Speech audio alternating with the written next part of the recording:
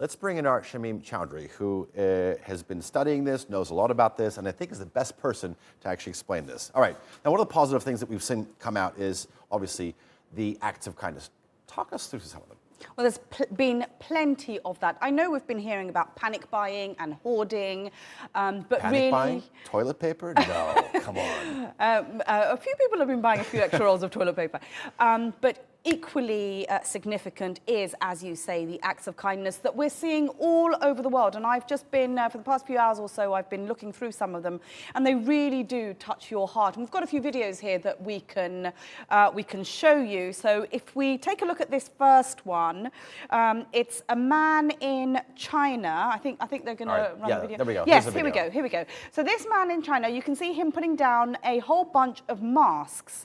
Now, this video is from about a month ago, but there had been a very drastic shortage of face masks in many parts of China. He leaves it in a police station and runs off, and then the policemen come to find him to give him thanks, but he's gone. So what they do instead is they salute him, which we will see in just a few seconds. You know what it looks like? It actually looks like, when I first watched this, it looks like a bank robbery played in reverse. You'd think so. Now look here. Now this bit here, look, they're saluting him. Isn't that lovely?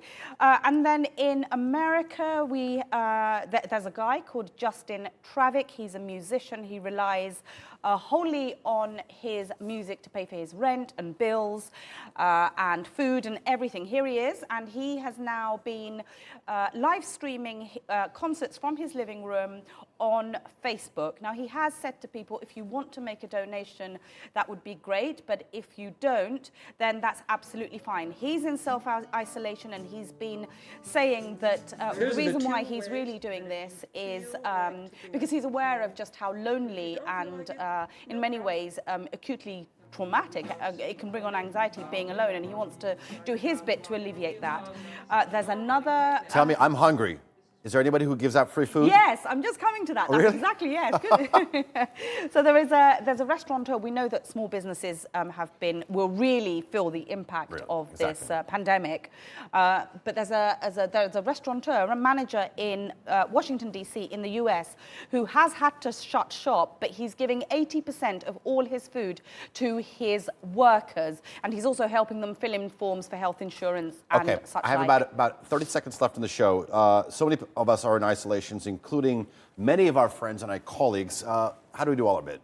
Well, the very first thing that you should be looking out for are the elderly and those who are sick. Find out who they are, get their numbers, check up on them. If they need supplies, buy them for them, leave them by their door.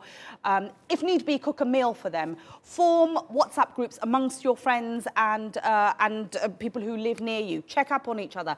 FaceTime is really good. In fact, one of our colleagues, Francis Collins, actually pointed this out to me. He called me the other day to check up on me, and he said, oh, I'll call you in a few days. I said, yeah, that's fine. He said, no, let's FaceTime, because we need to see each other. Oh, yeah. That's very, very important. Let's make the most of social media and technology at a time like this. We are in uncertain times, and kindness is what's going to get us through it. You know what I do? Send flowers. That's the best thing. Always puts a smile on. That's lovely. All right, come here. That is lovely. Thank you very much. All right. Thanks for joining us here on the News Hour.